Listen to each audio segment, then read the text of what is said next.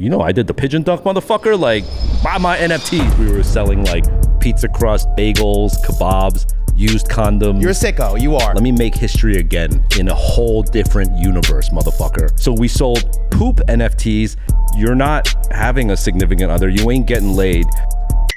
2 words. Get help. This is great. You're asking killer questions that have never been asked. Great. That's a fucking good question. No one's ever asked me that. Man, good question. Because now you're digging into my inferiority complexes. Soapy ass water. Soapy ass water. I scoot over to him. I'm like, yo, that's a really nice hoodie. Like, where'd you get that from? He's like, didn't you make it?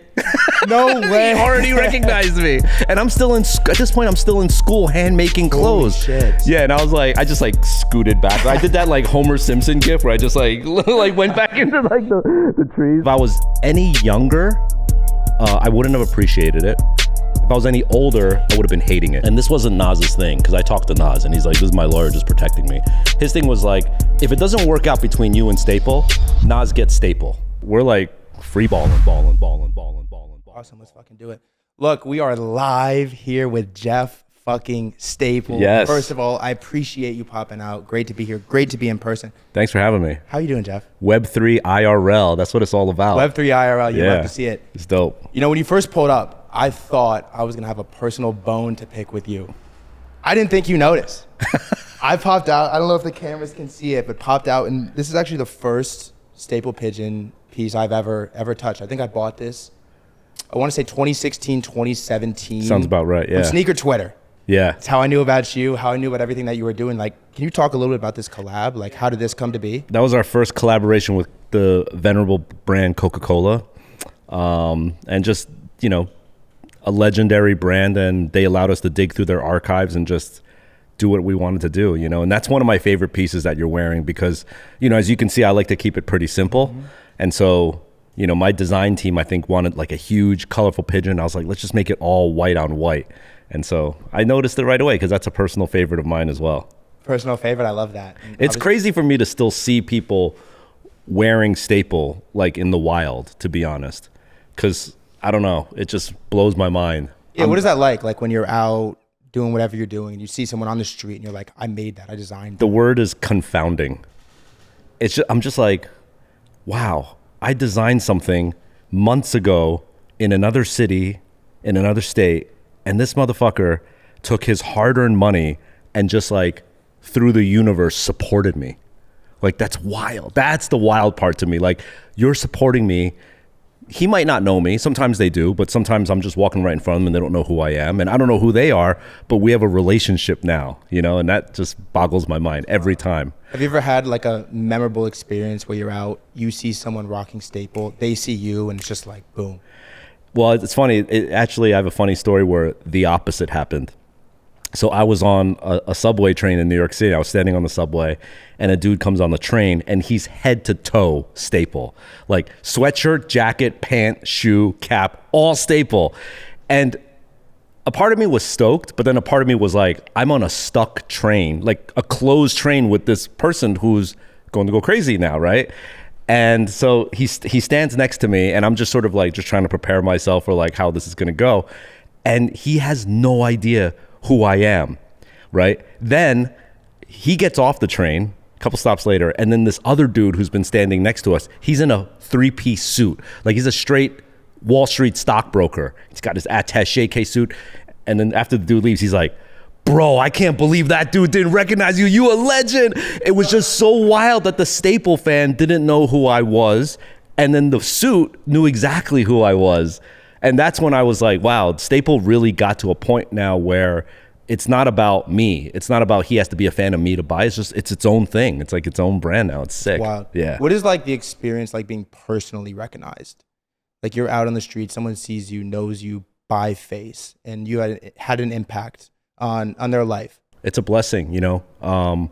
It's a really, fame is a really weird dynamic because when you see one of your heroes or celebrities, you get all nervous, right? And you're like, oh, I want to say something. I don't know if I should, right? From my perspective, I'm like, I'm not really a celebrity. Like, I just work really hard and I'm known for working and doing the things that I do. And so if someone wants to give me props for that, that's like a blessing to me. I'm like, yeah, all day. It's never a bother. I'm never like, oh, dude, not right now. You know, like never once have I denied a photograph or an autograph or anything. Like I've always just interacted because it's just such a blessing that people recognize me for just literally going to work, you know? Now, if your job is to be a celebrity, like if you're Paris Hilton or like Ben Affleck or some shit, then I could see like maybe it gets annoying too. But I would imagine that like they know what they're signing up for.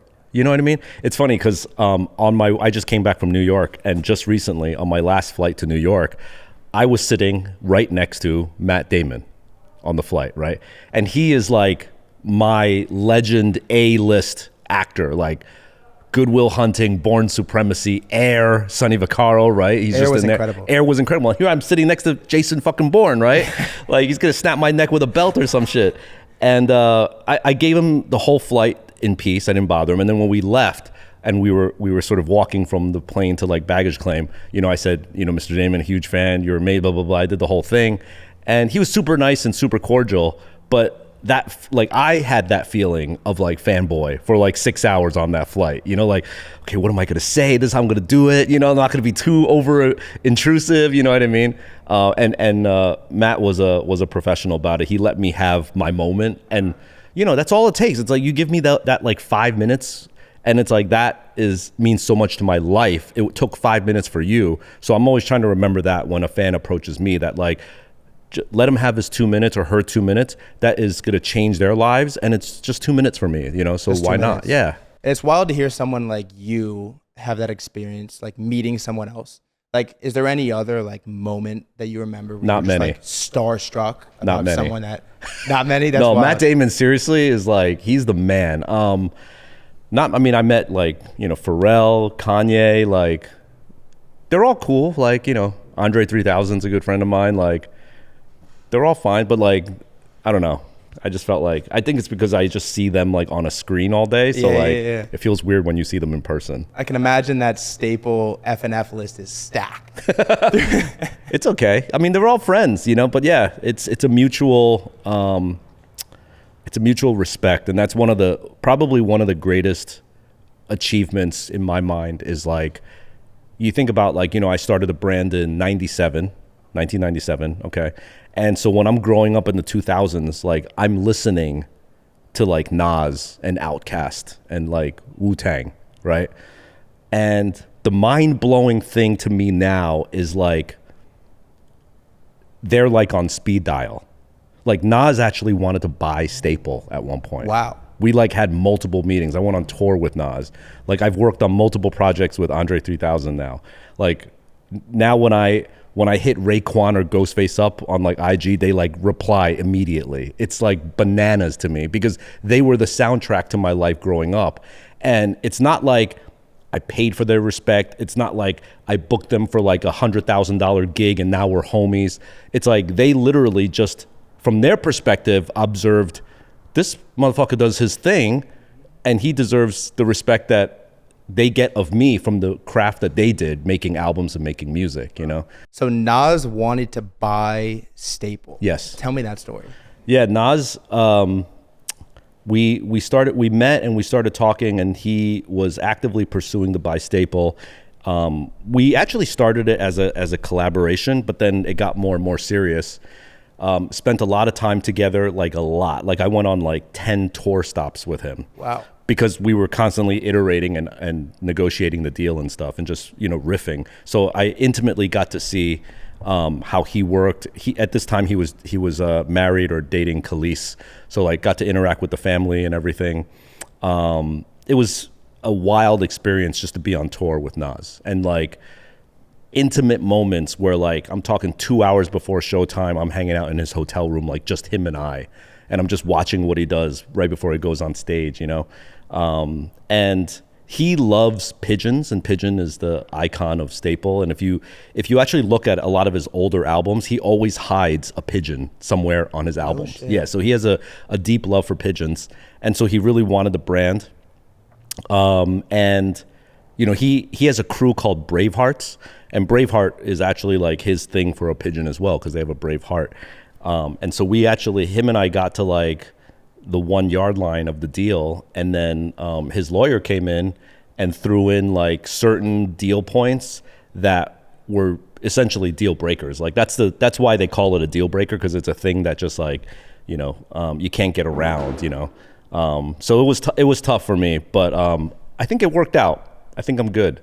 I don't know if Nas owning Staple would have I'd be in the same place I am today. It would have gone in a different direction. I don't know if it's better or for worse.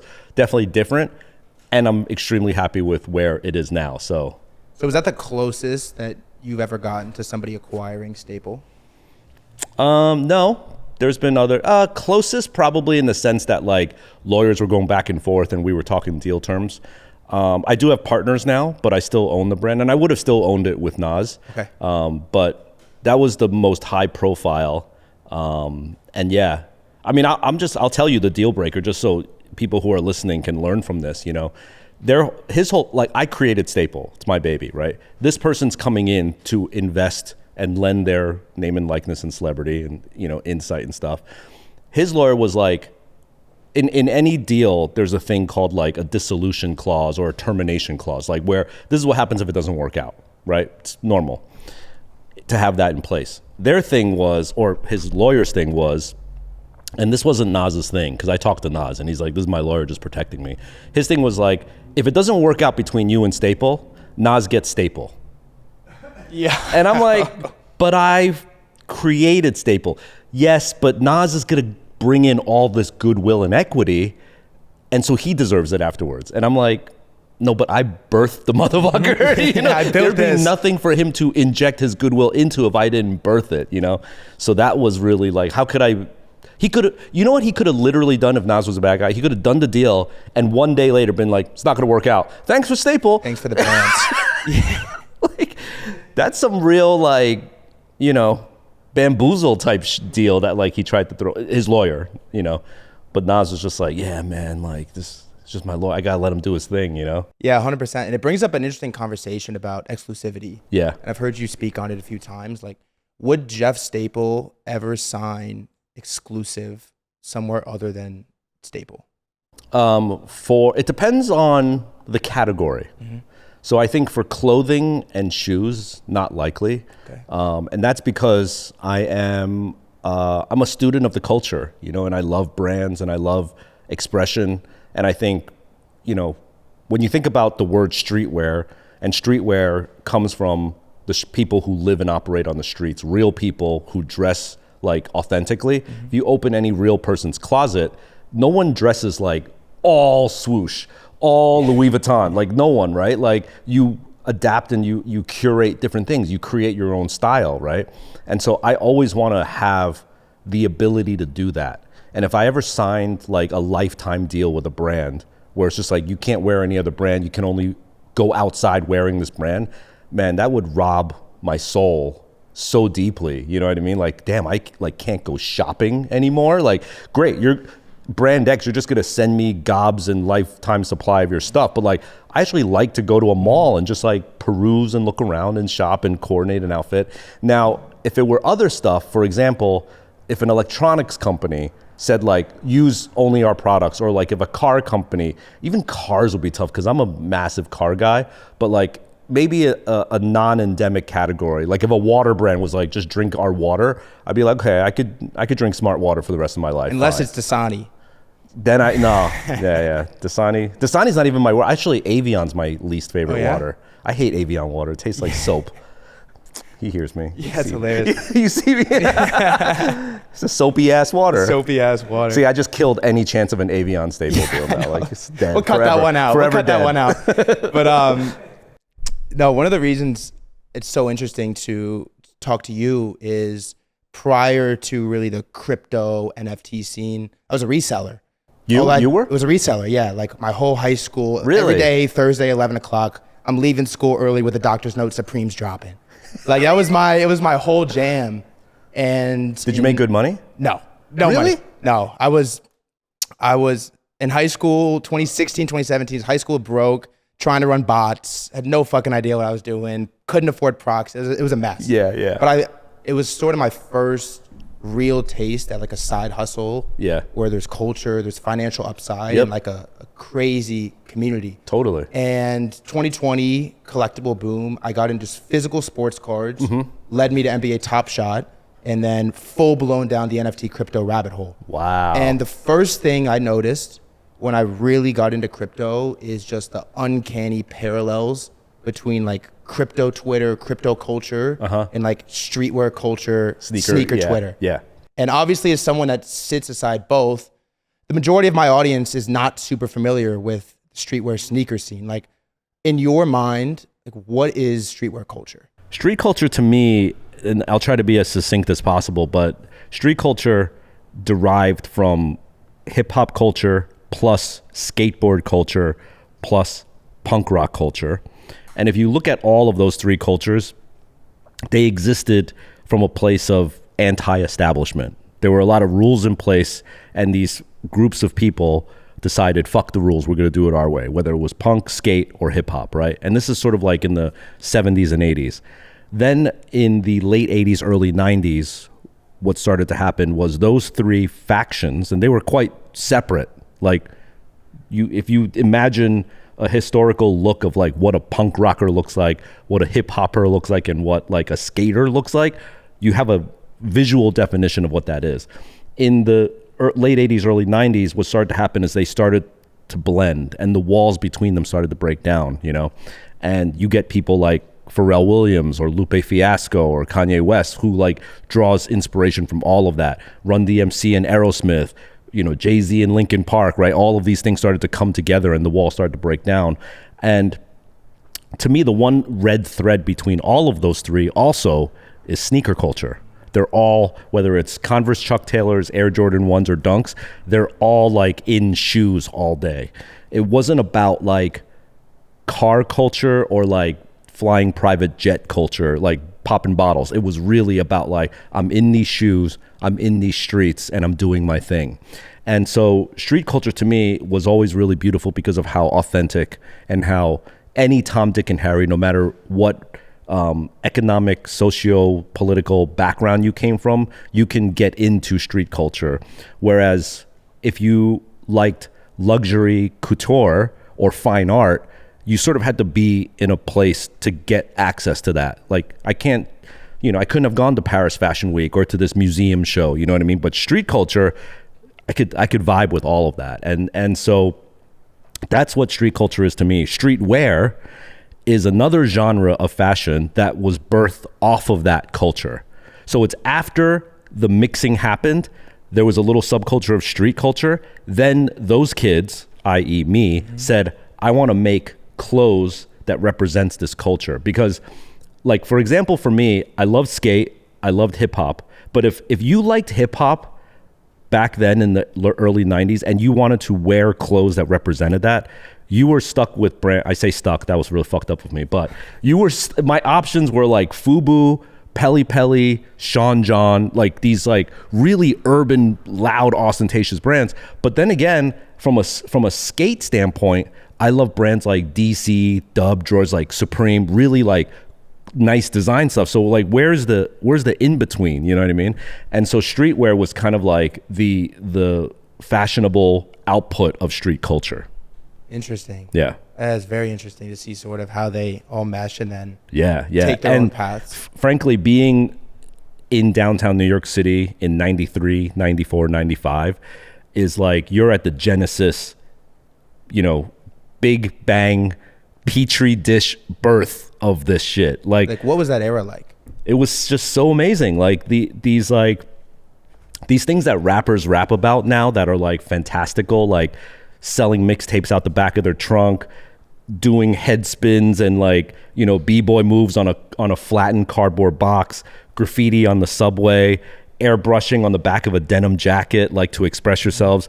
These are like tropes nowadays. You know what I mean? Like they're almost like SNL skits of like old school culture, but I was watching that like live, you know? So I feel so blessed that I was at a point where I was old enough to understand how magical the shit I was seeing was.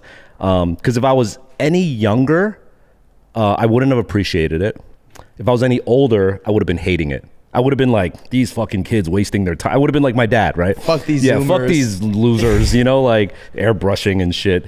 But I was right at that age, 17, 18, 19, where I was like just completely enamored by it. And that's what spawned the streetwear bug in me to want to carry that torch forward. And I was really lucky because I found my calling, Like I said, this brand is 25 years old. I started in 97. I haven't had a job. I've never had a job. My job has been Staples since 97. That's incredible. Yeah, I've never had a W-2, except my own brand.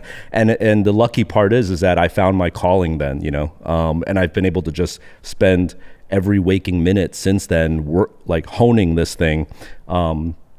I don't know if you've ever heard of like the 10,000 hour rule where like you spend 10,000 hours, you become a master. Like I must have blown through that in year 5, you know what I mean? Like, and I'm in the 100,000th hour, so it's just, the only way you could do that though, is if you've already identified the thing that you want to do, 24/7, 365. Because if you haven't identified that thing yet, my theory is that you can't actually work hard enough and long enough at the thing if you don't fully love it. So how do you find the thing that you actually want to do? The analogy that I like to give is like, you ever go to Vegas and you go to the all-you-can-eat buffet? Okay. Right? And you go to the all-you-can-eat buffet, it's $35 at every hotel, and you've got steak, sushi, dessert, salad, pasta, right? You've everything. Peking duck, you get the whole thing. You should try every single thing, and then you can then walk out of the buffet and be like, you know what? I'm not a Peking duck guy. I'm a roast beef guy, and I actually like the edge of the roast beef, like you develop your palate. And the equivalent of that from a professional standpoint is do lots of work everywhere and do everything. I find a lot of young people that I talk to think that certain jobs are like beneath them. Like, I'm not gonna do that. I'm better than that. Or like, I have an art degree. Why would I do finance or like wait tables or drive an Uber, or do a DoorDash? Like, I personally think you should sample every single thing so that you can truly understand what you love and hate, because you'd be surprised that like you might do something that you thought you hated, but you're like, oh shit, I actually have a knack for this and I really like it. And that'll pull you into a different direction. And the only way you could do that is by, just trying out different things in life. So if you're still sort of searching, just don't be so closed-minded that like, I got a degree in this, I really love this, so I'm just gonna do that one thing. Like, you should try everything else. Like one time this kid asked me, like, he said, I'm really into sneakers and I would love to design sneakers. I want to be a footwear designer. He's not a footwear designer by the way, but he wants to be one. He was like, what do you think I should do? I was like, go get a job at Foot Locker and stock shelves in the basement. Like, fucking get near the industry that you want to be in. But if you sit around and wait for the job offering of like footwear designer for someone who's has no footwear design experience, like that's never gonna happen. You're gonna have to get your foot in the door, and like figure out how to laterally move around. And I have a podcast and I've interviewed lots of people where, like, for instance, the head of Puma, who like signs like Rihanna, Fenty, and like all the deals and everything, he started out as a tennis sock salesperson at Puma, and then just laterally jumped. John Wexler, the guy at Adidas, who was the guy who signed Kanye for Yeezy, he also started off in like a whole different division of Adidas. Another friend of mine who started Nike SB, the guy who started Nike SB, he started in Nike IT department. He was an IT dude. And then he laterally moved around and finally got to a place where, like, you know what you're talking about, man. Like, you know your shit. We're gonna relaunch this skateboard thing. You want to help us with that? Wow. It's the Eric Spoelstra story. He started as a head of video, like a video intern for the Miami Heat. Worked his whole way up, and now he's the head coach, multiple championships. Wow. Like, it's I didn't know he started like that. Yeah, it's incredible. But you mentioned 25 years Staple, 1997. First of all, congratulations. Thank you. It's incredible. Thanks. Second of all, on that journey, 25 years, was there like one specific moment, probably earlier on, where it clicked, like, yo, I can really do this, and I'm doing it right now? It was such an incremental step, So it's kind of like, that, have you seen Forrest Gump, where like he just keeps running and he eventually like, runs around the world? It's like asking him, like, when did you know that like you can make it around the world? And he just Like, no, he just kept putting one foot in front of another, you know. But there were definitely moments of like awe that inspired me to like try to keep going. One of the first times was probably, we talked about this earlier, but one of the first times that I saw somebody wearing Staple that I didn't know, which happened really early on. And I remember exactly the intersection where I was on, you know, 3rd Avenue and St. Mark's Place in the East Village. I was standing on the southeast corner waiting for the light to turn, and I see this guy, and he's wearing a hoodie that I made. And it was like, I was like, holy shit. And at that point, like, I was giving Staple out to my friends. So like I would see my friends wearing Staple, but never a stranger. And so I was like, I was shook, and I was literally shook. I was like, oh my God, he's wearing my brand. And I was like, I'm going to ask how he got it, right? So I scoot over to him. I'm like, yo, that's a really nice hoodie. Like, where'd you get that from? He's like, didn't you make it? No way. He already recognized me. And I'm still at this point, I'm still in school hand making clothes. Yeah, and I was like, I just like scooted back. I did that like Homer Simpson gif where I just like went back into like the trees. But that was a big moment. There was just so many, man. I mean, like getting into like some of those early stores, like Union, you know, the store Union. Yeah. Union used to have a store in New York, in Soho, before this LA one. And that was one of my favorite shops since high school. So like, you know, having the courage to show them my catalog and be like, do you want to order some Staple shirts? And they're like, yeah, let's put some Staple in here. Like, and so one of the early brands that like Union stocked was a huge one for me. But I say that to say that with every one of those like moments of accomplishment, especially in those early days, man, there was always an equal, if not greater fear that I would just go out of business immediately. That was always way more looming than moments of success, because back in that time, you have to remember, there was no like, you know, anti-social social club, bathing. There wasn't like multi-million-dollar streetwear brands, right? So what I was doing was like foolish and ludicrous, you know, and there wasn't any like precedence for success. So it was way more like, if you were a betting man, you would get much better odds that I would go out of business than that I would make it, you know? So these little bits of success were far outshadowed by like rents due, payrolls due, this person suing you, this person doesn't want their order anymore, this factory fucked up your entire order. Like just constantly playing whack-a-mole with problems was like the better part of my first 10 years of my career. Wow, that's incredible. Yeah. Something that fascinates me in talking to creatives is the concept of their biggest hit. And obviously Jeff Staple, the Staple Dunks. Yeah. Do you feel that there's a level of a double-edged sword with those dunks in particular, that yes, it was so extremely successful, I imagine catapulted your growth. Yeah. But at the same time, you are forever tied as the guy who made the dunks. Yeah. It's definitely a double-edged sword. You're right. And this is actually something that Nas and I really sort of like were connected about, because Nas made an album called Illmatic, and he has a song on that called like New York State of Mind, as well as One Mic, which were like just, you know, many people say Illmatic is like the top 3 hip hop album of all time, right? And the double-edged sword of that is he's out here making new music, making new albums, trying to like innovate. And when he gets up on a stage, everyone's like, do Illmatic. He's like, that's 20 years old now. Like, I still got to do that, you know? And I remember Pharrell once was even like, you know, he's done so many things, right? And when he appears in public, they're like, sing Happy. Like, really, I just got to sing Happy for you, you know? So like, for me, that's my pigeon dunk. And it's like, yeah, whenever, you know, I do an interview, I have to talk about it, you know, no offense, but it's fine. But it is a double-edged sword, but it's also an honor and a blessing that like I inadvertently created a thing that would become one of the markers of how sneaker culture became mainstream. Like there was sneaker culture before that, just like there was hip hop before Illmatic, but it was underground and it was below the radar, you know? And for whatever reason, and I say for whatever reason, because I don't think it was because, I mean, I know it wasn't my intention to do that, right? I was just trying to create the best product possible. Similar to Nas, he was just trying to create the best album he could. He wasn't saying, I'm going to create an album that will put hip hop on the map. Like you will fail miserably if you go out there as that's your brief, you know? But inadvertently, it did become that, and I became attached to that.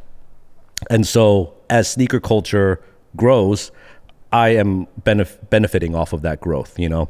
Of course, it could go the other way, right? It could be like if sneakers one day become like the cheesiest thing and it becomes the next like Beanie Babies or something, you know, and it's whack, then I follow that as well, you know what I mean? So it goes both ways, but so far it's been really good. And I don't mind the negative double-edged sword part of it, because at the end of the day, it's still something that I created, something that I'm really proud of.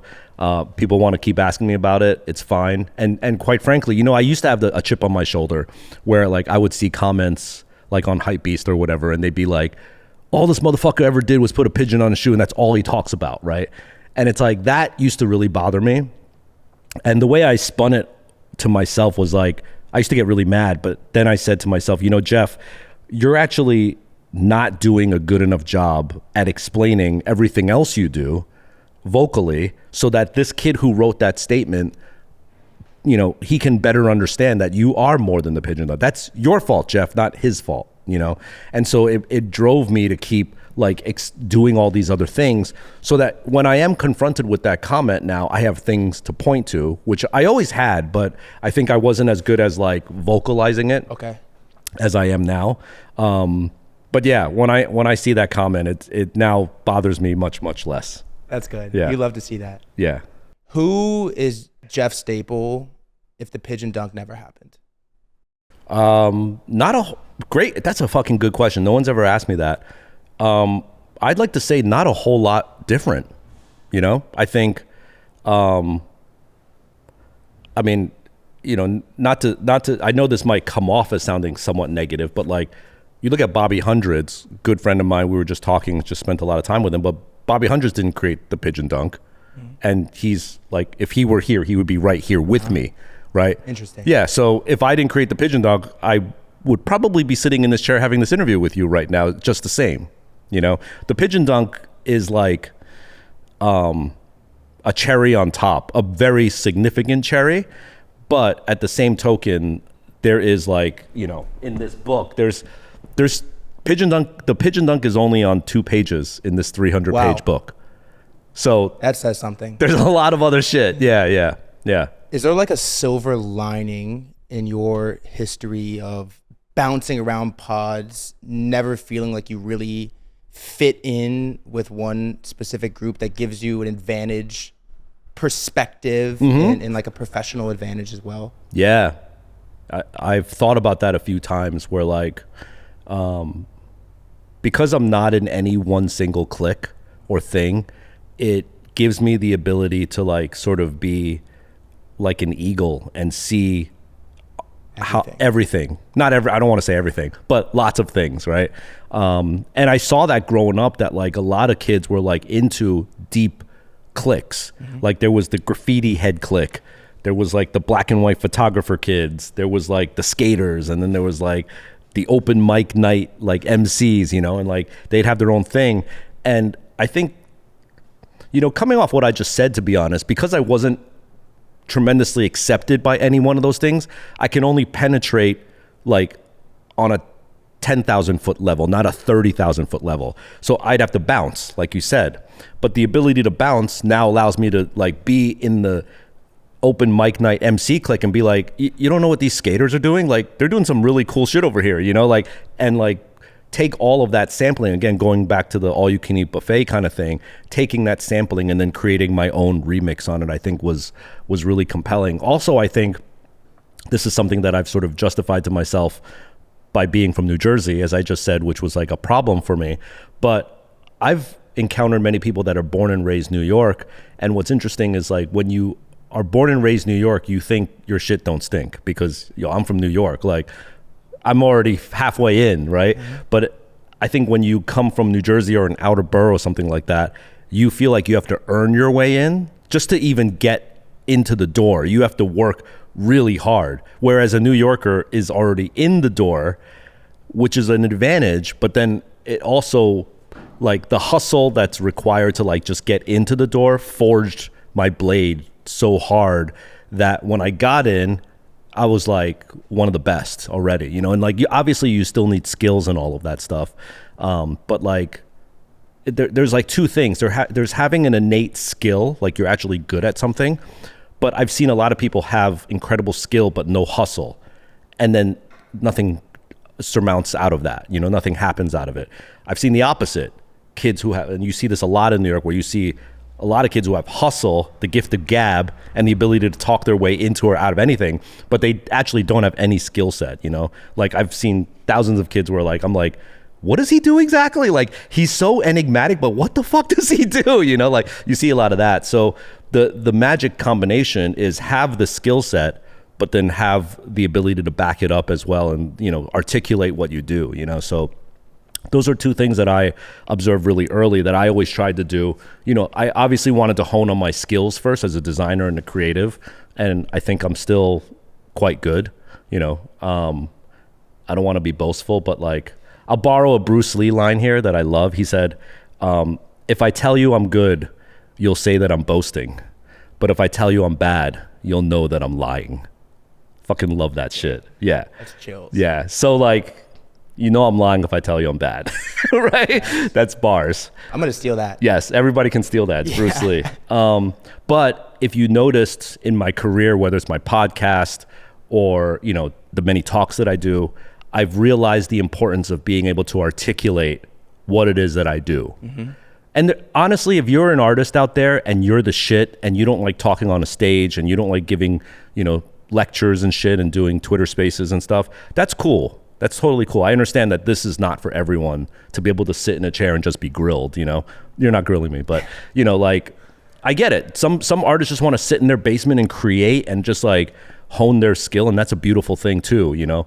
But I think there is such an advantage to be able to just speak on what you're making so that there isn't this misconception or like, you know, sometimes people think that when you don't talk, they're like, oh, he's a dick and he's like, he's stuck up. He's not it's like, no, he just might be so shy and he might have social anxiety disorder, you know? But like, if you can speak on that, then people can understand you better. Yeah, that's very interesting. The power of being able to speak on what you do. In your career, you've been blessed to really be surrounded by so many just like visionaries, you know, the Jerry Lorenzos, the Virgils, the Sean Witherspoons, all the incredible people. Is there like one common characteristic all these creative geniuses share that you look at, you see it, and you're like, boom, he's got it, he's gonna make it? Yes and no. Yes, there is something. I honestly cannot articulate what it is. Interesting. But I definitely walk away from meeting certain people, and I say to myself, this motherfucker's gonna make it. And I know it when I feel it in my gut, but it's not like a 3-point checklist kind of thing. It's actually a feeling when I leave a certain situation, and it's very akin to feeling hungover. Wow. Yeah, when I interact with certain people and I leave, like I go home and I'm like fucking knocked out. Like I'm just like, oh my God, I feel like I had like mushrooms or I'm drunk. I'm like drunk off of inspiration, you know?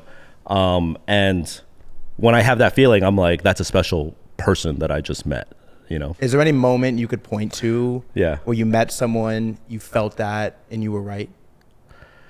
Yeah, the last one, and I only mention this because he's the last person that I sort of actively interacted with, but there's an artist that I'm sure nobody has heard of named, or very little people have heard of, but his name is Blue Boy, BLUBOY.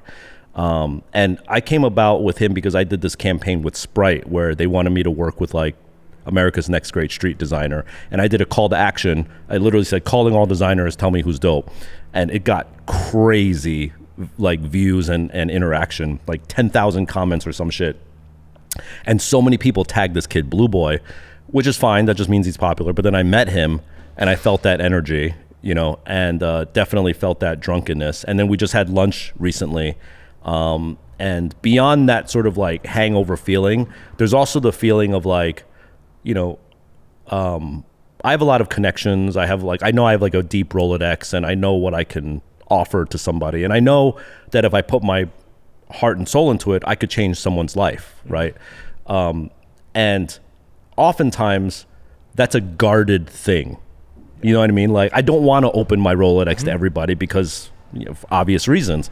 But sometimes you meet people and you're like, I just want to help you. Like, what do you need? I will offer you all the connections that I have, And it's not even on some like monetary shit, because I think the only thing worse than that is the person who says like, let me help you, but then calls that favor in like right after. Later. Yeah, like I can't stand that. So like I am very cognizant to never call that favor back in. I give it out into the universe, and hopefully it comes back, the karma comes back. But you have to realize that sometimes it doesn't come back from that person. It comes back from like the 8th person that they met, and then it comes back that way, So like you can't keep a ledger of like, these are the favors that I gave out, and I'm outstanding on these 3. I owe this dude a phone call. He owes me a favor, But I just want to give to Blue Boy, and so he's one.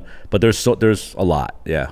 It's interesting to hear you talk about your experience, like watching other people.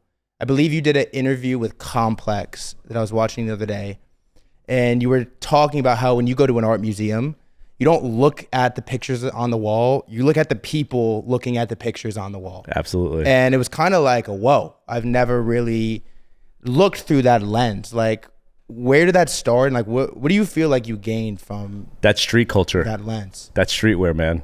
Like, it's yeah. So I mean, what you're saying, just to reiterate, is like when I go to museums and art galleries, everyone's like looking at the art on the walls, and I always want to stand in front and look back and look at the people's faces looking at the art, because to me that's the real art.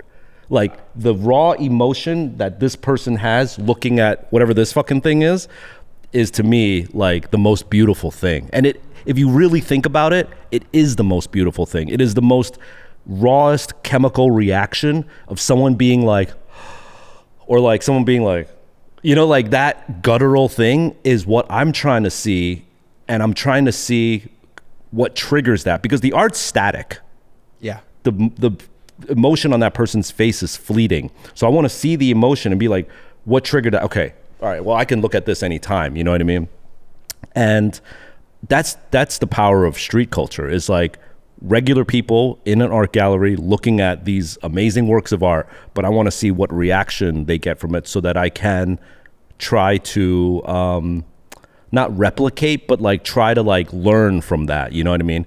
It's a bit like, I'm really inspired by chefs, and I have a lot of chef friends, and they always say that like you want to try to see like when the customer puts the food in the mouth in that first chew, that you can't poker face your way out of a thing that tastes really bad or tastes really good, right? You cannot.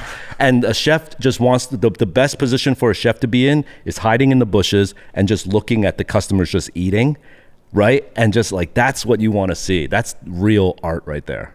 How much of your creative thrill comes from other people's response to your work?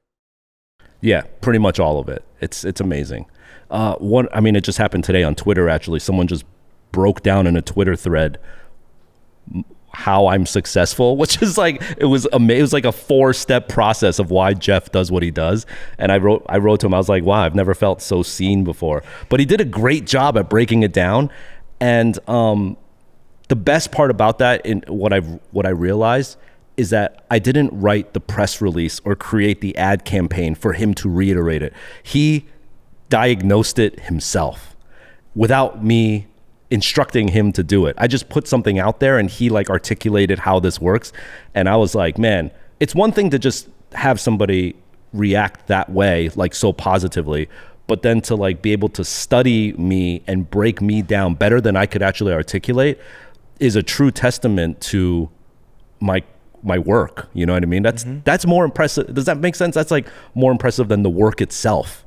That like it's like the ripple effect, like when you throw a rock into a still pond, it's like the reverberations. Yeah, that was dope. Incredible. Yeah, that's how I started Twitter threads. Yeah, the name Threadguy, that's where it came from. Oh, is that where it came from? I thought it was for gear. Yeah, I thought because you had like fly threads. Yeah, we'll talk about the Threads by Threadguy collection at a later date. Yeah. That's incredible. It was incredible. And then I'll tell you what happened on that Twitter thread. Like Bobby Hundreds read it, and then he commented on that dude's thread and wrote like, something like, yeah, Jeff's been around for generations now. It's an incredible thing, you know? And then I wrote back to both Bobby and that guy, and I said, it's awesome that after so many generations and decades, we're still just, at the end of the day, we're just two students learning every day, you know? And that came from the heart. Like, Bobby and I are in this, you know, Web3 world as kindergarten kids, learning from day one, even though we have decades of knowledge from other things that we can bring into this, but we don't have the pompousness of being like, you know, I did the pigeon dunk, motherfucker, like, buy my NFT, like, you know, it's like, no, I'm in here like humbly in servitude to this new world, trying to learn, trying to contribute, you know, what I can, and getting schooled and, you know, along the way. But like, I think that's how you have to be, you know. That's incredible. If you could go back to 1997, right after the inception of Staple, and say one thing to Jeff in 97, what would it be? One thing is tough. 2 words: get help. Jeff Staple in 1997, as many young creators think, believe that they can do it all. Like, I got this. I could do everything. You know, they like to say, like, I'm a control freak, or I care about my quality, so I want to be able to do everything. And honestly, like, that's just not feasible. You can't do that. You know, I was doing everything from like designing, manufacturing, shipping, order collection, invoicing, balancing the checkbook, taking out the trash, taping up the boxes. Like, I want to do every single thing. And then even when I brought in people to help me, I'd be like, yo, you're not taping the box properly. Like, you got to tape it. Like, you know, I'm like micromanaging people, you know, I'm still taking out the trash. They're just sitting there like on their fucking phones and stuff. So I didn't get help fast enough. Even when I got help, I wasn't utilizing them. And so I would say like, getting help was one of the early lessons that I should have learned, because what I eventually learned, and what I like to tell people, is that no matter how smart you are, or rich you are, or hardworking you are, at the end of the day, there are only 24 hours in a day, and no one's figured out a way to hack beyond that, right? And if you start breaking things down, which I've done multiple times, like, you know, you need 8 hours of sleep, right? You need 3 meals a day. You got to eat, you got to piss, you got to shit, right? Like, these are things that if you don't do these things, you will die. If you add up all of those things, that's like damn near 15, 16 hours, right? Of just like living as a human being. Then you've got 8 hours left to now get your hustle on. But in those 8 hours, you also have to take care of friends, family, loved ones, children's, best friends, girlfriends, significant others, your own like creative alone time, take a walk, work out, like everything else that makes you a better human being needs to be done in these 8 hours, right? It's crazy. You do that multiply that by 7, that's all you got, you know? And so like, how can you think that you can build this incredible empire that you have in your head with just you and these 8 hours, you know? Like, you're not having a significant other, you ain't getting laid, you're gonna fucking have type 2 diabetes and have a heart attack by the time you're 55 because you're not eating properly or going to the gym anymore, you know? Like, you have to have that balance, and to have that balance, you need people to help you. And frankly, one of the biggest keys to success is to be able to look in the mirror and say, Jeff, you suck at balancing a checkbook. Like, get somebody. So I could either struggle for 4 hours trying to balance my checkbook and then doing it probably incorrectly after that, or I could get somebody in who can do it in 35 minutes accurately, and I could have those 4 hours back to create the next pigeon dunk. Isn't that a better use of my time than fucking sitting here trying to like balance my checkbook, you know?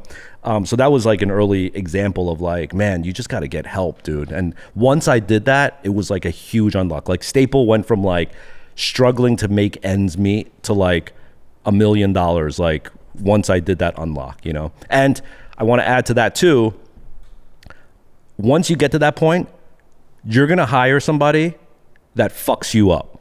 It was the wrong hire. They're going to like screw up, be lazy, steal from you, whatever the fuck, it's going to be bad. it doesn't matter. Don't let that be a hindrance to be like, I knew it. I shouldn't have trusted anybody. I should just go back in my rabbit hole and do it all myself. No, you got to like keep trying. You're going to find the right person, you know? Was there ever a moment for Staple where you literally hit rock bottom and thought, this might be over? Like, this is it? Absolutely. 5 years in, I'll never forget that. And they say a lot of businesses have like a 5-year hitch where like, I think there's the U.S. like statistical, survey of like businesses. I think something like 80 to 85% of businesses fail. Like new businesses in the first 5 years, they fail. So there's like only 15% that make it past 5 years. And at the 5 years, I hit that point where, I mean, really from a simplistic standpoint, the expenses outweighed the income, right? At the end of the day, people ask me what the secret to a successful business is. It's very, very simple. Make more money than you spend. That's it. If you can make $1 and you spend 99 cents, you have a profitable business. You made a penny. Congrats. Just multiply that now. Just keep doing that and you're good, If you make $1, but you're spending $1.01 every day, you're in trouble. You got to fix that. You got to lower that expenditure number. That's really what it is at the end of the day. And so at the 5-year mark, my expenses were exceeding my profits. I had staff. I had a team of like 5 people, and it was a wrap for me. I was ready to throw in the towel, and I literally sat my team down, very similar to the way this looks, with like me and 5 guys and a couple girls, and I was like, I'm done. Like I can't do this anymore. It's been 5 years. It was a good run. Street culture was fun, but it's time for Jeff to get like a solid 9 to 5 paying job with a 401k and benefits, right? And I was like making this speech when one of the guys in the middle was like, hold up. I'll never forget these words. He said, "You took us on this journey on your boat. We are now in the middle of the ocean. You have to get us to the other side now." And I was like, fuck. And it's true, because now I had a team of people that believed the faith. They believed in the culture. They believed in Staple, even maybe more than I did on that day. And they said, we got on your boat. You convinced us to get on your boat. You took us out into the ocean. Now you got to see this through. You have to be our captain and get us through. You can't desert us right now. And so at that point, it became bigger than me, and like to this day, like you fast forward today, like there's over 60, 75 people that are beholden to Staple in its many forms that it takes. And now those people have kids that are like in high school and college, and they've got full-time, payroll, they've got benefits, they've got 401k, they have profit sharing, they've got all the things that I can't believe, frankly, that I can provide for them. It's nuts, because I'm still the kid that broke into art school and hand printed 12 t-shirts. And somehow that has now spawned into this thing where like this guy's like, oh, my kid's going to private school. I'm like, how? I was like, how? I'm paying you too much. I'm like, how much am I paying you? It's a trip. It's a crazy trip, but it's a beautiful thing at the same time, because metaphorically, I did get them to the other side of the ocean on that day, so like I stuck with it. But I personally, Jeff Staple, if there was no one else in that room, I would have folded it. Wow. Yeah. That's the get help right there. Yes. Talk about getting help. If I didn't get help. And dude, now that I think about that, the number of creatives that are just in a room by themselves, folding it up and just like, yeah, I'm done. I can't. It's because they didn't have that other person to like pep talk them, like shake them out of it. Even like you look at a boxer, when he goes in the corner, his team's like, come on, you got this. Yeah, you got this, because he's ready to throw in the towel, and it's tough doing it alone. It's impossible to do it alone, man. That's incredible. Yeah. I want to talk crypto and NFTs a little bit. And again, one of the reasons like you sit in such an interesting spot, because you were so early to street culture and you saw it from the very beginning, from nothing to become how massive it is right now. And then here you are like a kindergartner, as you said, in a new space, a new medium, a new vertical. Yeah. With at step one, inception, the earliest days of like a entire new space. Like, yeah. Do you see parallels in just the energy and like the excitement and the culture between what street was in the early days and like what crypto NFTs are right now? Yeah, so massively similar. A lot of the reasons you said, it's a whole new frontier, a whole new way of expressing yourself. But the other thing that is really, really similar is all the haters. Like when I was starting out in streetwear, printing t-shirts, hand painting swooshes on sneakers and trying to flip them for $10 more, everybody, and I'm talking about like obviously my parents and grandparents, but like even my girl at the time was like, what are you doing? Like, what's up with the sneakers? Enough sneakers, you know, like t-shirts, stop, you know, like, yeah, we got it. You can put your art on shirts. Who fucking cares? Get a job. Wow. You know? She's telling Jeff Staple to stop making t-shirts and get a job. Like, there would be no pigeon dunk if that happened. My accountant was telling me, dude, stop with this. If you took your skill set and your brain, you could get a very solid 6-figure job, Jeff.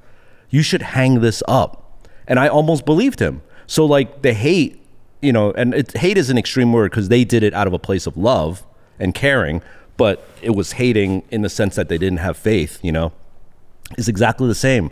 And so when I hear people, and as you know, there's even hate amongst the believers, right? So there's hate from the outside world that like, you know, like my two good friends are like, my two best friends, every time we have dinner, they're like, how's that crypto thing going? Coinbase? You know, like they're just laughing at me like crazy. And I'm like, I'm actually like, this is awesome. Like, it's the best time. What are you talking about? You know, but they're too far removed to understand it. And then there's the people inside that are like, you know, just constantly critiquing every little move that we make in the NFT space and like, oh, you're not following your roadmap and look, you know, all that stuff, right? But there's just so much opinion and criticism. And it honestly, it affects my team. Like, you know, you talk to Ryan and AC and stuff like, dude, Ryan's the GOAT, by the way. Yes. Shout out to Ryan. Shout out to Ryan. But my team, man, like, I got to get them like a spa day or something because they're on the front lines taking it. And they weren't there in 97 at the hype beast days where like people were just flaming me left and right. And like, you know, my friends doubting everything about the culture and everything, you know? So I'm pretty used to it. I have a very thick skin. And like Bruce Lee said, if you call me bad, you know I'm lying, right? Like, this isn't my first rodeo. So it's like, I know that what I'm doing has conviction and it's going to pull through. And Sapiens is a great example of that. But it's just great to see it all happen again. So there's definitely a lot of parallels. There's also a lot of like code slang I love too, you know, like in street culture and sneaker culture, you know, like, yo, are these what was like TTS, right? Do you know what TTS is? I don't. Oh, really? What is TTS? True to size. Okay, true to size. Right. DS. Yo, these dead stock. DS, dead stock. Like, there's all these codes, and like, so if you're looking at a forum, you're like, the fuck is TTS? Yeah, what are they talking about? Yeah, what are they talking about? You know? FCFS. Yes, yeah, FCF, first come, first serve, right? So like, yeah, there's like an acronym terminology, and in crypto, obviously, you have to learn the language too. So I don't know. I always love that like underground anti-establishment thing where like we have to speak in code so that like the man doesn't get onto us, you know, like, and the normies can't understand. The normies can't understand, you know. I actually love to hear you talk about the hate in the early street days. Yeah. Because if you are still a hardcore crypto believer in 2023, like, you're a sicko. You're a sicko. You are. You have to have true conviction. And the sickos in crypto like the FUD. They like the hate. They like when the media outlets don't get it and they shit on NFTs, they shit on crypto. It's like, cool, more time to focus. Like, all that angry energy, like, cool, we have something here. Yeah. Like, I feel like there's something to be said for commentary, good or bad. Yeah. About what you're doing, what you're working on, because it means people care. Yes. Yep. And at the end of the day, it comes down to that thing I spoke about, which is the 24 hours in a day, right? You remember is it a year or two? When was the height, like the total, like when ETH was like 4,400 or 20? Like, wow, it's been 2 years. Wow, okay. So that point, I had a standing 24/7 headache because it was just, but everyone was in it. It was buzzing, you know? And I remember that year's NFT NYC was nutso. Nuts. It was nuts. It was like the fucking gold rush or some shit. You know, everyone just trying to get rid. Like, I remember every single person I shook hands with and met during NFT NYC was like just out for blood in a weird way. Like everyone had an angle, you know? And the difference between that and this year's NFT NYC was so much more just like everyone was there to actually build. No one was there to try to like fish for something, connect something, scam on something, you know, like get a deal, get a plug or some shit, you know, get rich quick scheme. And it's just funny how like that whole like swamp just got drained and like everyone just left because they think it's over now and dead, and the only people left are people who are actually serious about building something. You know, like I just went to VCon recently. Incredible, right? I mean, it was, I didn't go to the first VCon, so, and I heard the second VCon was like half the size, but every single relationship that I made at VCon was so fruitful and amazing. Like I would say my success rate of collaboration, meaning the people that I met with that I'm actually going to do something with, was damn near like 70-80%. Wow. Yeah. Whereas like at 2021 NFT NYC, it was probably like 0.1%, you know, of people that I'd actually like break bread with, you know? And it's because of what you said. If you went to VCon this year, if you went to NFT NYC, you're a sicko.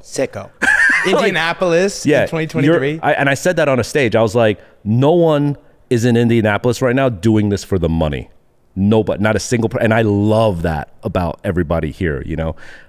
So it's true. Good news, even at the height of it, going back to the 24-hour-a-day thing, there's still only 8 waking hours, 10 waking hours, right? After you've, again, eaten, taken a piss, and had your shits, right? Which is healthy. You should shit every day. But like by the time you get through that and you're trying to sit there like fielding all these like things like Clubhouse, Twitter Spaces, like IG Live, like do this interview, you know, like get on an office hours and stuff like that. Like when can you actually make something? You're just sitting there being a hype machine 24/7, you know? Now it's like so beautiful to be able to build this thing. And frankly, even like what we're doing, you know, with Token Bound and ERC 6551 and Sapiens and stuff, I don't think these things could have been built in 2021. It wouldn't have been, not because the technology wasn't there, which it wasn't, but also because we wouldn't have the right frame of mind to be building. We'd be fanning flames, which is like a different type of skill set. You know what I mean? It's like you're just like you're just sort of like upkeeping the facade in 2021. Interesting. You're not, but you know, like if you think of it like a house in 2021, you were like deciding where to put the rosebuds and like, you know, like just making sure like the veneers were good. Where's the gold china going? Yes. You were totally on some like pristine shit. Now you're like, what are the girders of the house? What is the foundation like? We have time to actually build the foundation. Yeah, it's like 2020 when you're riding on momentum. Riding on momentum runs out of fuel, but you build a foundation and you have something long term. It's a beautiful thing. Talk to me about Sapiens and how your own project in the NFT space even came to be. Like, when did you decide to create a project and what is it? Yeah, so I started Stapleverse in early 2022. Before that, you know, my introduction to NFTs came from a relationship that I had with Jacob at Zora. He sort of first talked me into it. I did a sneaker drop on Zora, which was really eye-opening to me. A couple months after that, Gary V of V Friends did a Perspective Pigeon and a Staple Pigeon collaboration. So that was one of the first things. And then a couple months after that, I got connected with the Artifact guys to create what will become known as the Meta Pigeon, which is really amazing because you talk about that gift and the curse of like the original Pigeon Dunk. The Meta Pigeon was really, really gratifying to me as an artist because it was like my Illmatic 2.0. You know, it was like, oh, you thought I was a one-trick pony with the Pigeon Dunk? Let me make history again in a whole different universe, motherfucker. Like, who made streetwear in the 90s? Who made the most important dunk in the 2000s? And then who made the most important digital sneaker in the 2020s? Like, that's like, I'm sorry, there's not many on that. There's not many on that list that have been around like in that way, you know? So that felt really good for me as an artist. And obviously meeting Clegg Benoit and Z was so amazing to see how native Web3 individuals and creatives work, because it's very different, but it was the best crash course I could have ever received by working with Artifact, you know. Another example of you being early to every meta as well. Yeah, early, I guess. You know, early is a relative thing. I think, again, it's about trusting my gut and my instinct. And that thing where I told you, like, when I meet somebody and I get that feeling, I immediately got that feeling with these three. Like, they were destined for greatness. Like, when they were, you know, did the Nike deal, I was so proud of them, but I wasn't for 1 second surprised. I just knew that they were destined for greatness, you know? So did that, and then immediately after that, we launched Stapleverse, which was right from the get, like, sort of a complicated project, you know? Like, people wanted me to just release a 10K Pigeon PFP project, which in hindsight, frankly, maybe I should have done. Okay. Honestly, maybe I should have done that. Like, Why do you say that? This was like, so interesting story is, like, a lot of people don't know, but I released Stapleverse the same exact day and hour, the same exact day and time as Azuki. No way. Yeah. So I say that only to say, and actually 10 days before that launch, I had dinner with Zagabond in person in Beverly Hills. Can you imagine, like, me and Z having dinner? But Z is not Z yet. He stole your launch date? No, he didn't. No. We knew it at the dinner.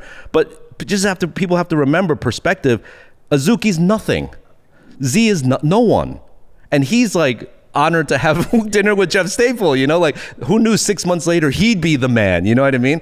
But anyway, it's just cool because, like, I just say that to say that if I had launched a typical 10K Pigeon PFP project, it probably would have been in the same realm of, like, Clone X, Azuki, and all that. So, because that was the hype thing to do at the moment. I deliberately brainstormed with my team and decided everyone's making hit records like this. I don't want to make that kind of a hit record. I want to do something different and conceptual, right? Maybe that was a mistake, you know, I don't know. But we probably could have made a lot more money instantly if we just did what the public wanted at that time. But I also want to add that, like, to not make a hit record the way everyone else is doing also, in my mind, assumes that this culture is, like, on a trajectory that is, like, long and consistent, like hip hop is, or like music. It's a long-term bet, right? But I didn't know that the trajectory of this culture was going to be like this, you know, like, and people would just so quickly forget and, like, move on, and the technology would change, and all of a sudden creative royalties would become zero, and now they might come back. Like, it's like fucking driving, like, off a cliff, you know? So we did something a little bit more complicated where we released food that a New York City pigeon would eat. And that was the first generation of, like, there was 20 food items that a pigeon would eat. It was called Stapleverse Feed. So people were buying feed. They didn't really know why, except that, like, they sort of understood that there was a tie to pigeons because we were selling, like, pizza crust, bagels, kebabs, used condoms, like a Subway token, like a syringe, like just weird shit that you see in pigeons' mouth in New York City, right? So we sold those things. And then we did a toss section where, like, in the project where, like, you had to toss, like, if you buy food at a park and you want to catch a pigeon, you have to toss the food out, right? So you have to toss your feed, and then you might get a pigeon, but you also might get shat on, just like in real life. Like, a pigeon might come and shit on you, like on my hat here, right? You might get shit on here. So we sold poop NFTs and pigeon NFTs, and we created 3 factions in Stapleverse, okay? But there were benefits to each faction. And this is exactly what I wanted to create, which was, like, you know, I'm Poop Gang all the way. I'm Feed Clan. I'm never tossing. I'm Pigeon Clan. You know, there's all these groups. And some people wanted to get all of them and stuff like that. So it was a lot of fun. But it was complicated. And it was in a market that at this point now was going this way. People were like, I don't have time to learn this shit. You know, are you a Bored Ape or not? Right? That's really what it came down to at that point, as it was, like, declining. So we always knew, though, that in this universe of New York, where there was, like, food, pigeons, and poop, there was humans of New York. And this is what we're getting to, which is Sapiens, right? So we knew that they were going to come into this storyline at some point, and now was the time for them to come in. And so now we're releasing Sapiens along with this. So Sapiens are essentially the humans of New York. What will New York look like 100 years from now? That's what these Sapiens look like. So if you look at their faces, it's pretty cool because some of them have integrated with like alien races, and some of them have integrated with each other and stuff. You know, Like and the they're pigeon heads. Yeah, pigeon heads, and like they're wearing interesting gear and stuff. So it's my interpretation of what that'll look like. We collaborated with an artist in Belgium named Rhymes Like Dimes, amazing artist, to do it. The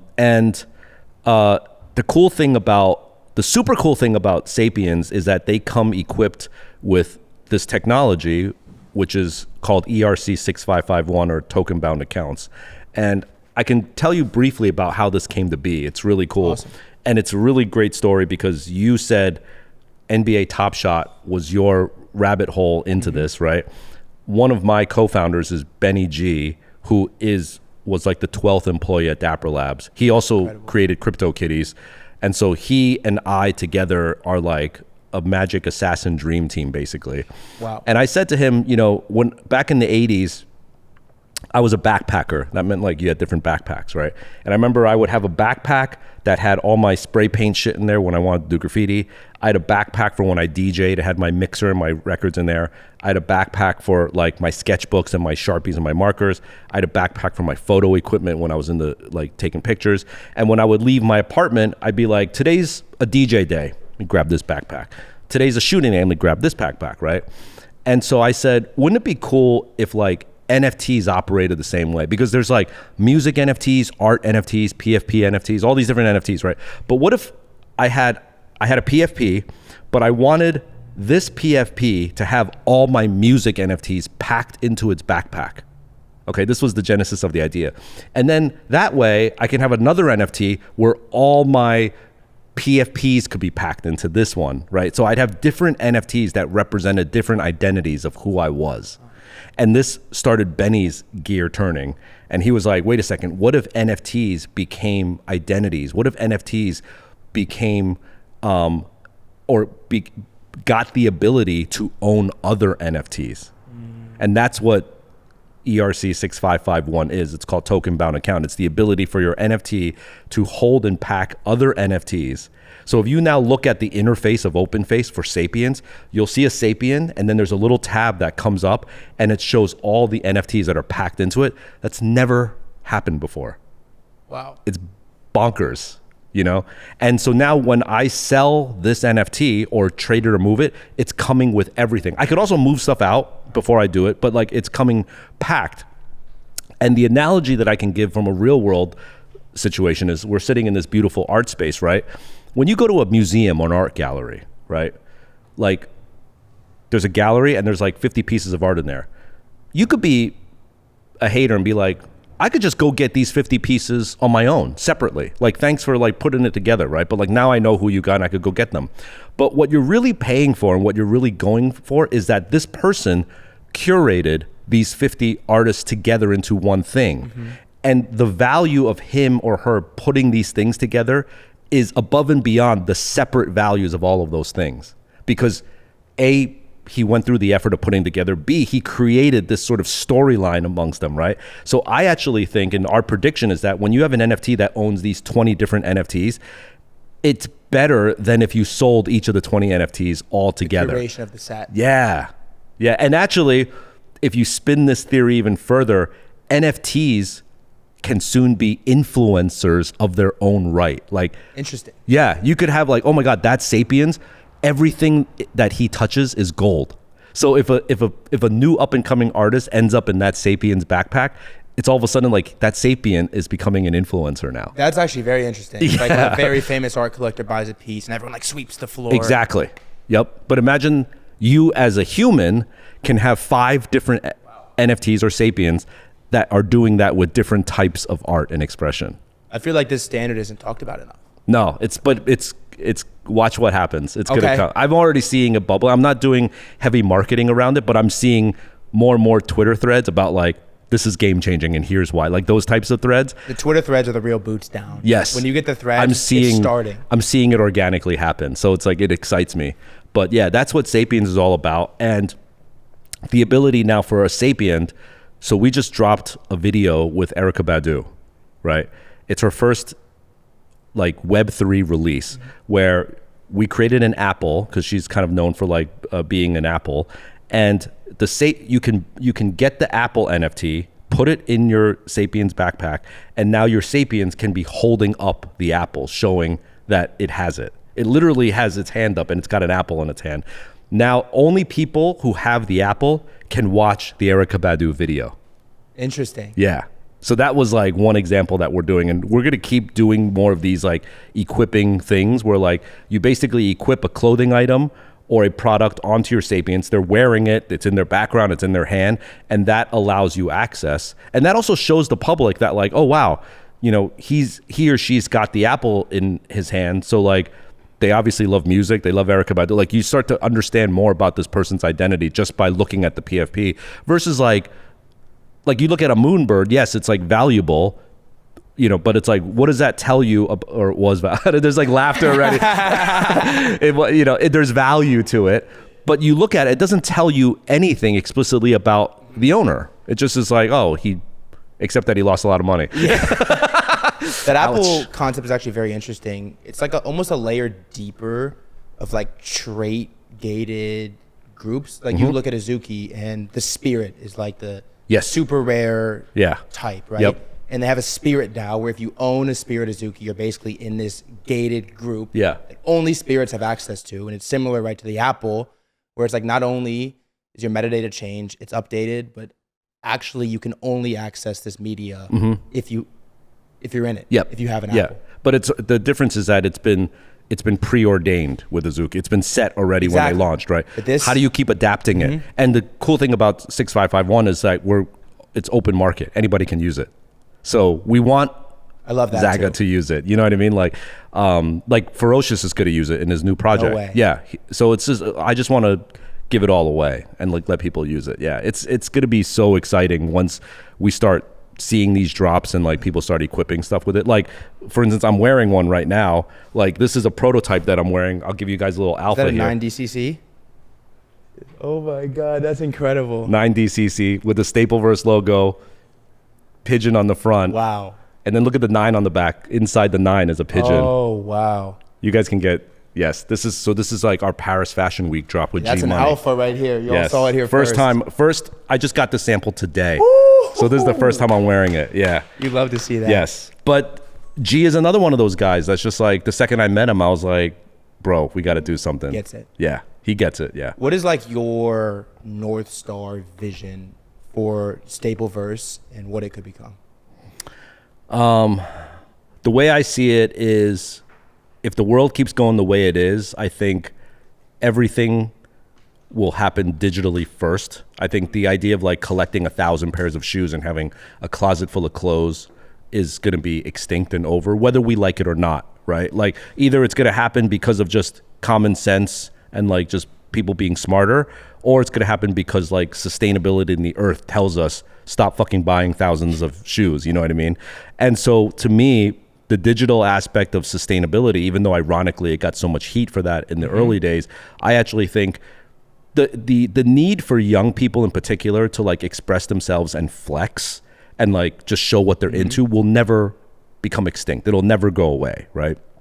But the medium is the message. So the medium in which they do that will be different. Like there was a time during Native American history where like the type of feather you had in your headdress was how you flexed, or like your loincloth was how you flexed, right? Then it was like, you know, what kind of horse you had is how you flexed, right? And then it became all of a sudden what Air Jordans you had. And there's no reason why in the future your digital wallet can't express, which is already happening as we're seeing, but I'm actually seeing it where both can coexist. You know, like there'll be a time where like, you know, this is a great example. There'll be a digital version of this 9DCC hat, and somebody will be like, I don't even want the physical. The physical's whack. We're already hearing that, where people don't even want the physical perks anymore. Which is crazy. It's crazy to me. Like, I don't care about the physical. Give me another digital drop, you know? So there will be that faction. There will be a faction that likes to rock it because they still like to go out in the real world and like meet people in real life. But I am seeing in the future that the other thing that's happening with like 3D printing and AI and things like that, I am seeing a future where like you could get the digital component of what we create And then on demand, if you do want the physical, you can have it like printed or created on demand instantaneously. So that way there's no waste, no inventory, no overages, you know, and it's just like you still get the real thing if you want, but only for those who really want it. That's how I'm seeing like the near term future of Staple behaving, I think. That's very interesting. Yeah, it's exciting. That's fascinating. Yep. I think, was it Damien Hirst did a drop where he dropped an NFT art piece. Later down the line, you could essentially burn one to redeem the physical one-to-one. Yeah, yep. Exactly. That's a very, very fascinating concept. Yeah. But imagine that with like shoes. Yeah, like, right? Yeah. I mean, it's inevitable. Yeah. I know we're tight on time.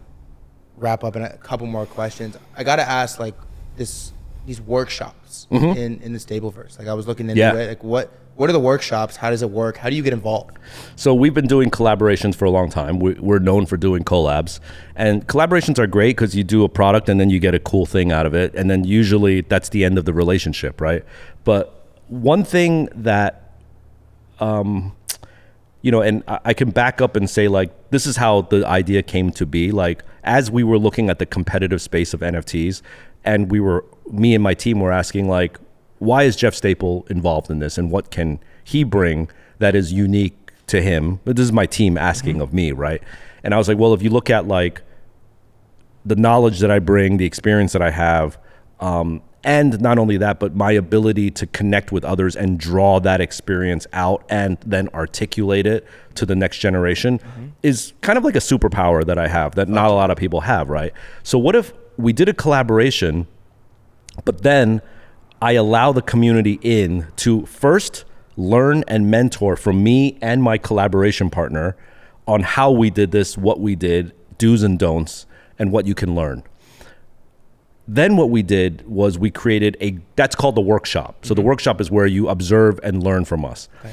Then we created an advanced graduate division of that called the C division.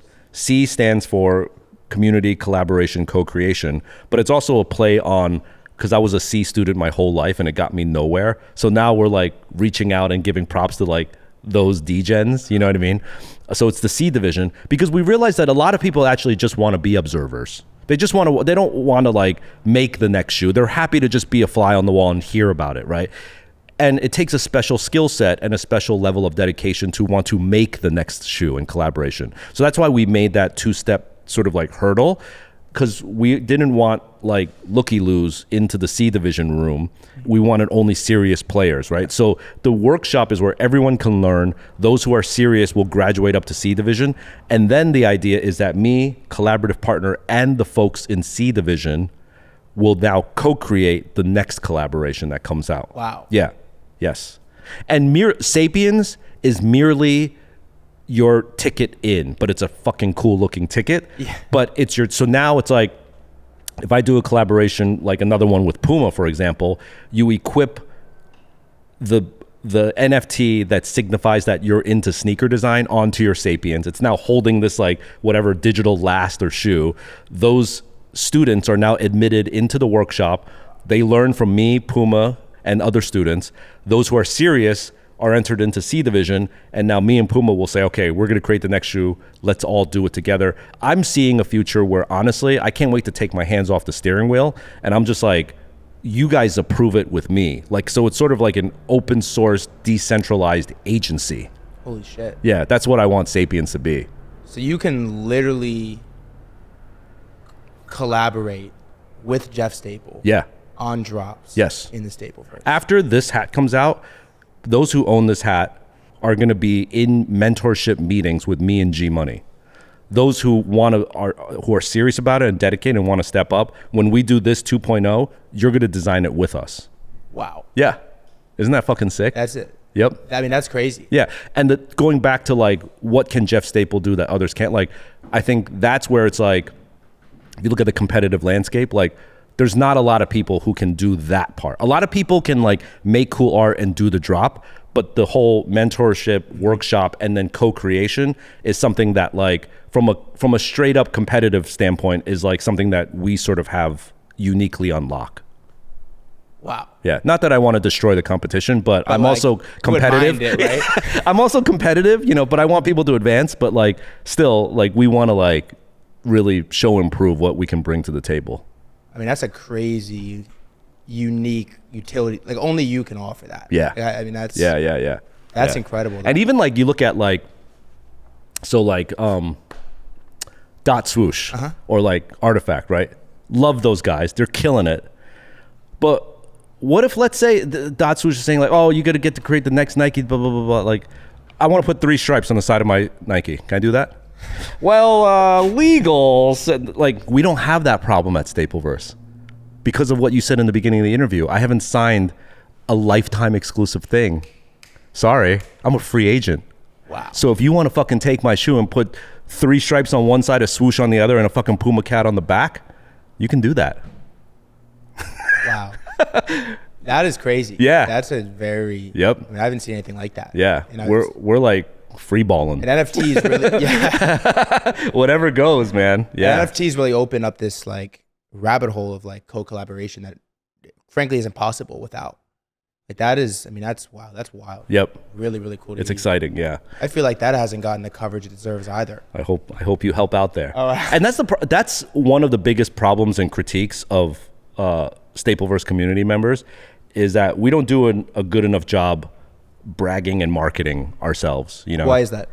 I think partially it's because I tend to be more humble than braggadocious. Mm-hmm. And secondly, frankly speaking, if our whole team is like heads down building, there's not a lot of time to like just talk shit. Although I think there's like, it's important to do that because in this community, they listen to that, right? Like the hype drivers. Yeah. Like, so I feel like it's a shortcoming that we have to fix. And I want to do that. And our community's like, dude, we're doing so much great stuff. We have to get it out there. And yeah, we do. We definitely do. But I'd rather have that problem than the problem of like, dude, we got nothing cooking. We need to make some shit up and build some smoke and mirrors. Yeah. Because there's a lot of... whole different game. But I see so many platforms that's all they do is like, they just keep spinning like this smoke and mirrors to like no end, really. We already have our end. We're just now building towards it, you know? And it comes back to your original like long-term vision, right? You're building the foundation. Yes. To then be able to gain the momentum and sustain it. Yeah. Moving forward. Why would I do the 25-year book, right? Spend a quarter century building a reputation to have it ruined by crypto and NFTs in 2 years. Why the fuck would I do that? I am only doing this because I am confident that this is the ship for the next quarter century. Wow. So what's next? What's next for Stapleverse? What's next for Jeff Staple? What's coming? It's really aligning all the different planets that I have going in my world, whether it's clothing, creative agency, all of these publications, all these different projects that I'm involved with, and creating the funnel so that they can all be poured into this kind of like decentralized agency that I was talking about, where Stapleverse Sapiens are holding the steering wheel, deciding which brands we collaborate with, what projects we do, how they look like, how they get released. Like, you know, we talked about DAOs earlier, and I think the spirit of a DAO is really cool. It's gotten like a lot of negative flack as well. But the idea that like you get the right people in a room and you let them make the decisions and trust that good will come out of that, I think that's a beautiful thing, you know? And I think add someone like me in that room to be like, hey, there's a bunch of people, we've made this decision. Hey, Jeff, what do you think about this? I like that. Go with that. You might want to tweak that one. I think that's a really beautiful dynamic too, because if you don't have that, it kind of becomes Lord of the Flies and like people start eating each other pretty soon, right? Like literally. So you need a little bit of like guidance in there, but not, I don't want to be heavy handed about it. I just want to be like there when you need us. Yeah. Back to the eagle. Exactly. Back to the eagle. Yes. Real co-collaboration. I love it. Last thing I want to ask you, I asked you for advice for Jeff in 1997. Similar question, different realm. For all just like the young hustlers in the crypto community, NFTs and street, whatever it is, like what's one piece of advice that you could give that person watching this to really not just make it, but to sustain through the bear market? Yeah. It's pretty brutal. And for many people, it's really their first taste at the downturn. Yeah. I know this is not something that you're going to want to hear, but it's the word patience, you know, and like when you're seeing your wallet dwindle and all your friends are vacating the space and like you're the last person left, you don't want to think about patience. You want to think about what's the silver bullet answer actually, you know? And you have to come to the reality that there is no silver bullet answer. The answer is that if you and a small handful of other people have the wherewithal and the patience to see this through, and you really believe in it. Frankly, if you don't believe in it, then sayonara, have a nice life, eject and go back to Web 2, right? There's a job at Amazon waiting for you, go for it, right? But if you really believe in this, there are enough people in this world that believe in it as well, and a couple of thought leaders as well, that are ready to ride or die through this, you know. And I firmly believe that this is the future. I think it's inevitable that this is our future. So just figure out a way and stick through it and have that patience, and don't think about the overnight success. Don't think about going viral. Don't think about like that one tweet that's going to save the day, or that one purchase, or that one sale that's going to like turn it all around. Just enjoy every moment, every relationship that you foster in this, like really, really savor it. Because this is a marathon and not a sprint. And if you treat it that way, you're going to, even in the downs, you're going to enjoy it because you're going to be learning so much out of this, you know? And like we said at, you know, when we went to VCon in Indianapolis, like we met like thousands of people that are in the same boat as you. Find those people and connect with them. Know that you're not alone and have patience. Chef Staple, it was a fucking pleasure. Yeah, man. This was amazing. Thank you. Woo. That was great.